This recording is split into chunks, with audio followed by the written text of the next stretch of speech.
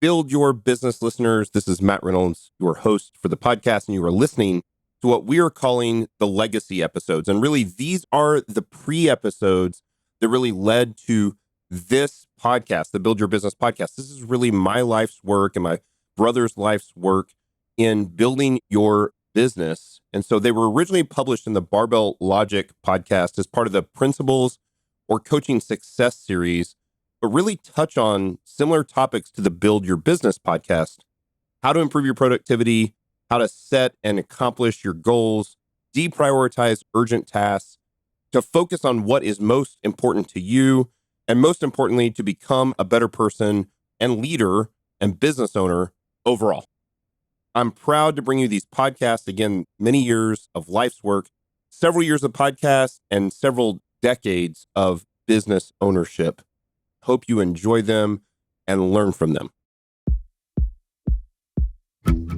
You're listening to Barbell Logic, the podcast where we talk about what it means to experience strength and how you can use simple, hard, and effective strategies in training and nutrition to improve your life. It starts with meeting you where you are right now and finding lasting solutions. Welcome to the show.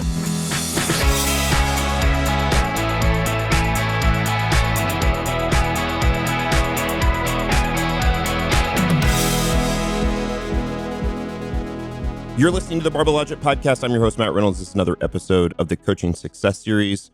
Happy Friday to you all. Man, if you're not from the Midwest, you've probably heard the statement or the quote before. If you don't like the weather today, just wait a few minutes, wait an hour. Yesterday, it was 82 degrees, and I got up this morning, it was 23 degrees. That's no exaggeration. 82 actual degrees, not heat index. Got up this morning, 23 actual degrees, not wind chill, 23 actual degrees. It was crazy.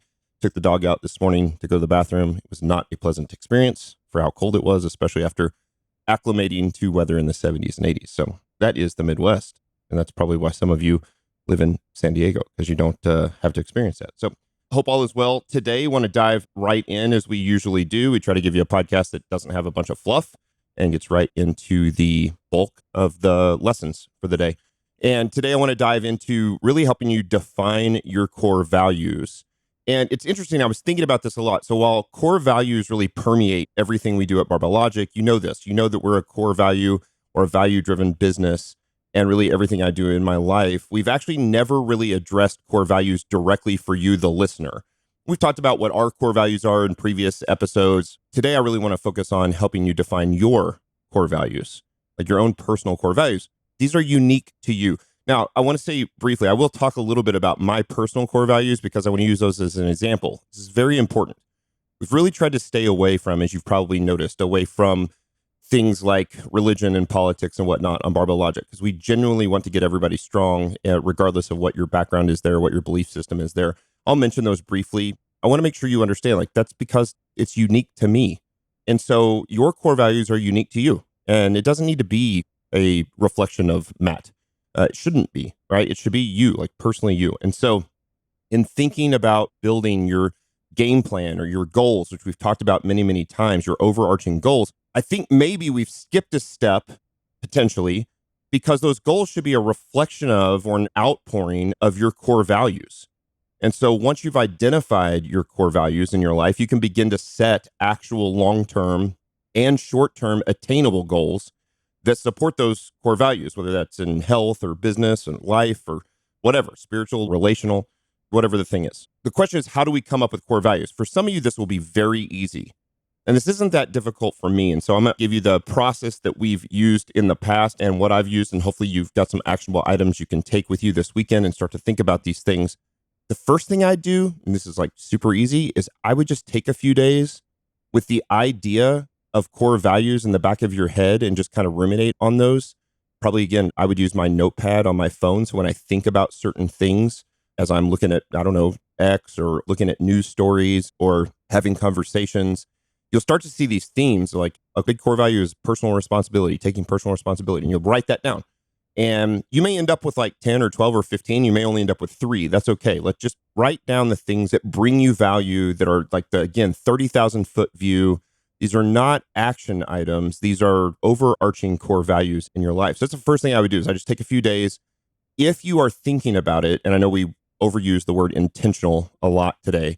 But if you're intentional about thinking about your core values and it's kind of in the back of your head, and so while you're having conversations or reading or on social media or anything, things will start to pop up and you can just make a note. That's why I like doing it on my phone, because my phone is always on me. It's in my hand or my pocket or whatever. And so I can just start to make a list. They're not in order yet.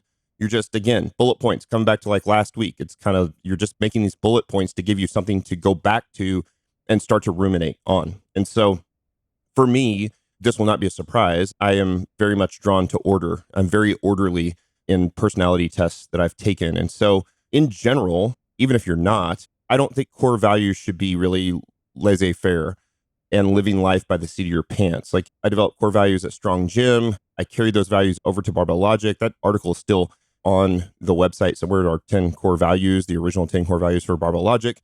Andy Frisella helped me write those back when he was doing some mentorship, back when he was still in Springfield, where he started his business. Now he's in St. Louis.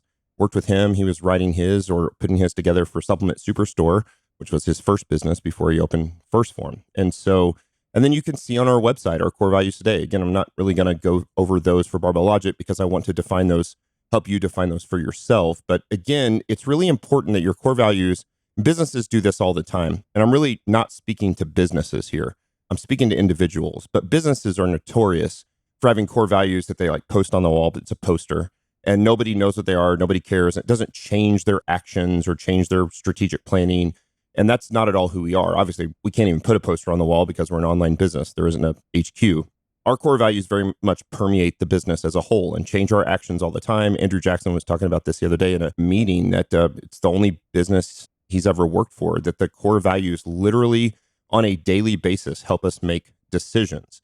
And I would argue from the business standpoint, those core values are often an outpouring of the founder's core values. So certainly, I'm sure I have lots of coaches and lots of employees who their personal core values are not aligned exactly with mine, especially if you get into the nitty gritty of like religion and politics and whatnot. But in general, the work ethic and the ambition and the taking initiative and taking personal responsibility, that permeates who we are at Barbell Logic. And that is an outpouring of my own personal core values. As you grow as a business and you have more people and more leadership, those core values will change a little bit for the business. But it's interesting. I've read many stories about this.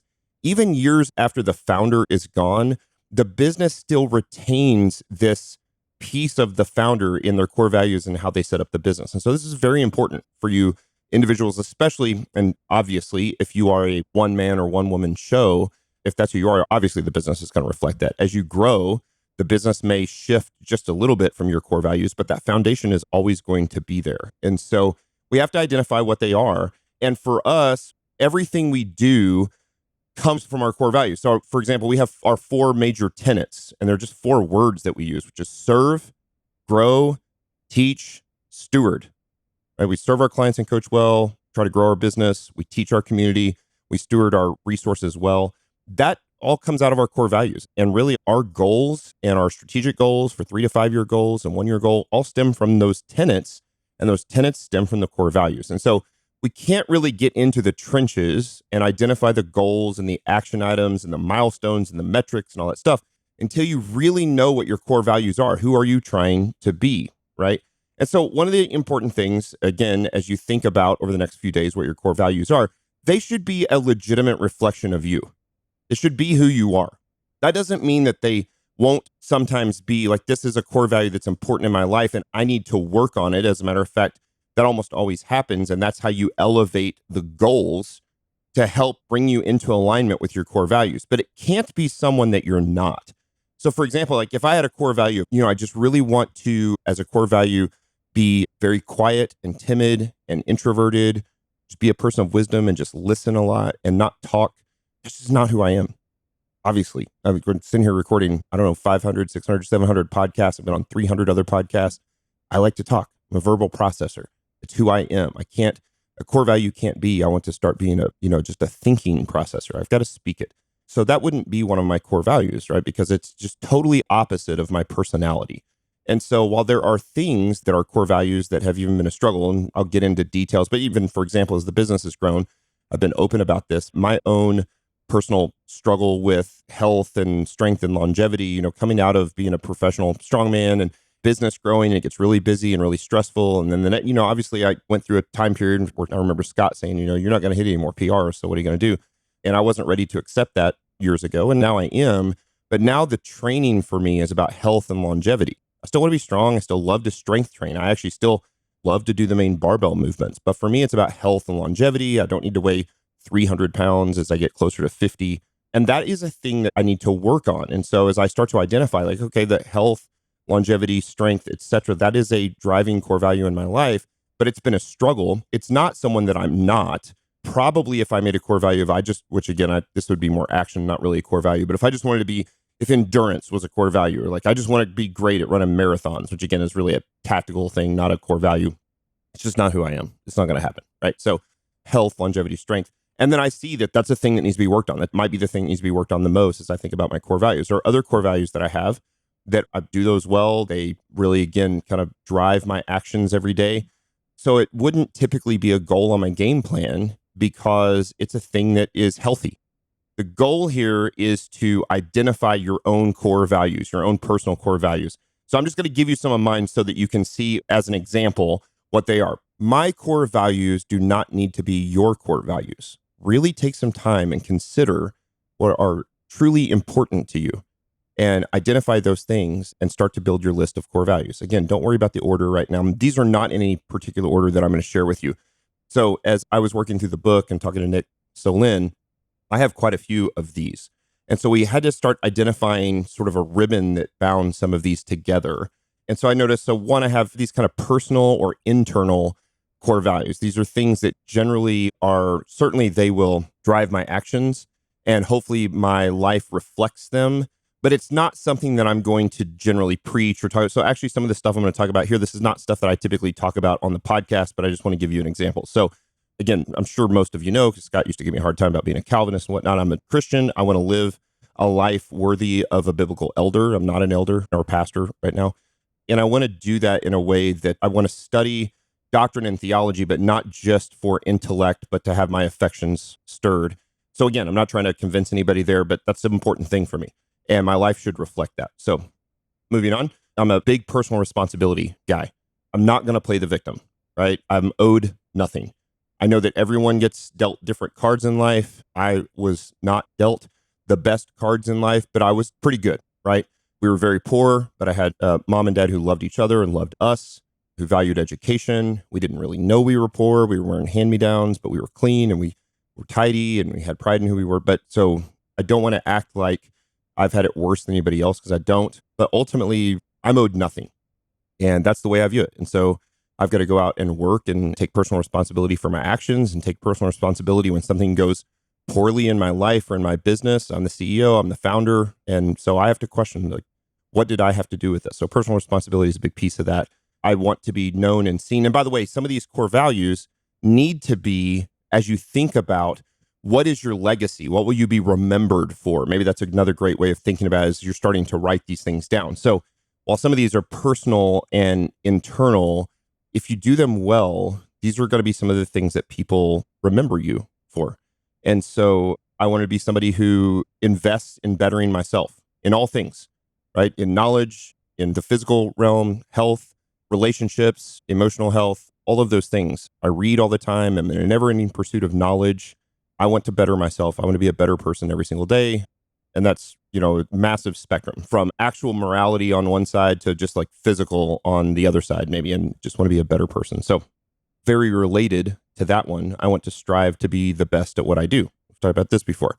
I've joked that if I were a trash man, there's nothing wrong with that, by the way, I would do everything I could to be the best trash man in the world, to be the most efficient trash man in the world, to have great service. Like that's who I want to be. A massive core value that we've had in the business since day one was that I want to, and I want our business to choose what's right over everything else, even if it's not what's best for us or what's best for the bottom line. And we're going to choose what's right, morally right, correct, like what is right. And we don't always choose that correctly. We're not always right, but we choose what we believe is right at the time. And so it's really important. I'm never going to make a decision that I know is wrong or morally wrong or lacks integrity and make that decision or make a decision for the bottom line or take service away from our clients or doesn't serve our staff well. never going to make that decision, always going to choose rightly. So, and then someone who took initiative. I've heard the quote, it's the glad assumption of sacrificial responsibility. You see the ribbon that binds that together for my personal internal core values. And then I have another chunk of core values that are really relational and service driven. So I want to be someone who deeply loves my wife and children and values the important relationships in my life. I don't just want to say that and give lip service to that, but actually be that. I strive to be an excellent leader. I'm not saying I am an excellent leader, but I've strived very hard to lead well, whether that is in my family or my business or my community or whatever. Connected to the personal and internal, but turning it into service is, again, I am a person, or I want to be and want to be remembered as a person who was in a never-ending pursuit of knowledge, developed that knowledge into wisdom, and then freely shared that wisdom with others. So someone who always had a reason for what they believed and practiced. So what good is knowledge if you don't share it? It's like the whiskey collection. What good is the whiskey collection on the wall if you don't share it with good people over good conversation? And knowledge needs to be turned into wisdom to be put into practice and then shared with others so that they can learn lessons in an easier, more efficient manner than you did. And so this is what we try to do with our children. I want my kids to be as wise as I am today at 45 when they are 30. And I want to be far more wise at 55 than I am at 45. And so I want to be someone who is transparent and vulnerable, not afraid of hard conversations, not afraid to emote or be emotional. You know that I sometimes get choked up, and that can effectively communicate both love and admonition with logic and empathy. But these things are all connected. And so that's a person that I want to be. I don't want to hide from the hard conversation. I don't want to hide skeletons in my closet. I don't want to, I just want to be honest with who I am and who I've been, and then be able to, again, learn those lessons, good, bad, and ugly, and share those with others. I want to be known as someone who served others gladly, who served not to get something in return, who didn't have an ulterior motive, but just served to serve because I think it's valuable. I want to be remembered, and this is a driving force in our business, as someone who was professional and had class.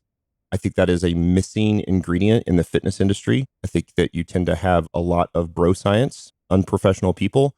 And then you also have the super scientists who are the uber professional people. But this combination of intellect and experience is tough to come by. And then even when someone does that well, they are often unprofessional and laced with profanity and don't look the part, don't dress the part, whatever. I want to be all of those things. And I haven't always been all of those things. I've watched my life change over the years. I mean, I certainly used to be a pro strongman, kind of a bro.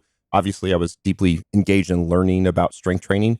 But, I didn't dress the part. I didn't look the part. I didn't talk the part. I didn't speak very educated. I wasn't super professional. And certainly that's something that we've pursued at Barbell Logic over the years. So, and then someone who understood and practiced the value and finite resource of time and lived an efficient lifestyle, i.e. focused on the important things. Again, going back to the book that I'm writing for Forbes, someone who understood the value of time, was able to purge my life of the unimportant, non-urgent things, was able to delegate the non-important, urgent things, was able to efficiently tackle the urgent and important things, and really focus my life around the things that were not urgent but very important. That's someone that I want to be. And then last, in kind of a third ribbon, is that physical and health side. So someone who is focused on the importance of health, strength, and longevity. Certainly in my earlier life, I would be considered a strength athlete. I was a decent power lifter and a decent strongman. And that's not me anymore. I'm retired. I still love to strength train. I still love the value of strength, and especially the value of strength for improving quality of life. And that's who I want to be. I want to be remembered as the jacked grandpa, maybe the jacked great grandpa. That'd be great, right? And not just for aesthetics, right? Not just like he just looked great, but he actually felt great, was very healthy, generally strong, all of those things. And so those are my core values. And so you can see from there, you can start to pull out the most important things out of the personal and internal piece, or even sort of identify one or two of those in the maybe personal, internal, one or two of those maybe in the relational or service. And again, maybe that's not a core value. So if you're not a service-driven person, you probably shouldn't have a service-driven core value. And then in the physical/health realm, if you're listening to this podcast, it's probably a driving core value in your life. So it's probably important. And so you'll start to identify the top, say, 5 core values. That's what I would try to do, is try to get this down to about 5 major items, 5 major values in your life. And so when you identify, or as you work through identifying your core values from your daily life and work, they should come fairly naturally. It should be really who you are. It requires radical self-honesty, right? You should be aspirational version of yourself, but not a completely different person. You consider the concept of reputation and legacy. What are the core values that matter so much to you that you want to be remembered for them? And you also can think about items in that quadrant 4 of non-urgent, most important, things like family and relationships, health and fitness, spiritual health and disciplines, healthy business practices, etc., and start to identify what those core values are. And so then once you have your core values written down, then what? So now you've got these core values. You've written them down. Maybe you've got 10, maybe you've got 12. You really kind of distill them down to 5, and then you put them in priority order. And that could be 1, the first thing I would do is put them in order of priority as most important to you. And then 2, I would put them in order in what are the ones that are maybe you're the most deficient in or that you need to work on the most. And once you do that, then you'll start to be able to identify what are the major goals, aspirational goals for say 3 to 5 years out, or even the next 6 to 12 months, which I think are even more valuable because it's something that we can achieve in a relatively short period of time that move you closer and closer to those core values and who you are and who you want to be, both who you are and aspirationally as well. And so that is how we come up with core values. And I think, again, that if you've thought a lot about goals and actions and metrics and you haven't thought about core values, and for some of you, probably these just naturally have been an outpouring of who you are. But if you haven't thought about those, I would tell you a great action item is just to take the next few days and start to write those down and make sure that the goals in your life and the goals in your business, the goals in your coaching reflect those core values, right? Again, the great thing about not being so dogmatic about programming or exactly the way we coach or the way we've been able to leverage Turnkey Coach is that it allows each coach to be uniquely themselves. It's not like, hey, you have to follow this exact program or do it this exact way. There is definitely a system of efficient online coaching that we have figured out how to do in Turnkey Coach. But the way we address people, the way we talk to people, this is why we're able to connect clients with the right coach for them. There are all types of demographics I would not be best to work for, but we have coaches that are. And for you, if you're listening, you know that you are not perfectly capable of working with every single demographic in the world. But if you identify your core values and what are really important, you can often get clients that align with those same core values. And what's, again, great about Turnkey Coach is that it allows you to express yourself that way in things like the screen recording and talking to your client and not just typing. Back when we typed things, it was very sort of intellectual and vanilla, and it was just like to the point, and there's not a lot of personality that comes through. And I think with that integrated screen recorder, your personality gets to come through. And obviously there are things I say to some clients that I don't say to others. If I'm breaking down videos on a Sunday morning and I've got a handful of like Reformed pastors that I coach, I'll say like, happy Lord's Day to you, happy Sun, that kind of thing. And for people that I know or not, I make another connection in a different spot. And so you're really able to communicate your core values in a unique way at Turnkey Coach. And it's one of the things I love is it doesn't pigeonhole you into a specific way of coaching because we're all different. And our clients are going to be different and their core values are going to be different and your core values are going to be different. And if we can align our core values often with the clients that we coach, and it doesn't mean that certainly things like religion and politics are less necessary and important. But if we are able to coach people who generally have the same outlook and some of the similarities in their core values that you do as a coach, you're going to be far more successful with them. You're going to connect better with them. They're going to stay. They're going to be happier. You're going to be happier because you enjoy coaching them. And so those are what we've really strived for at Turnkey Coach.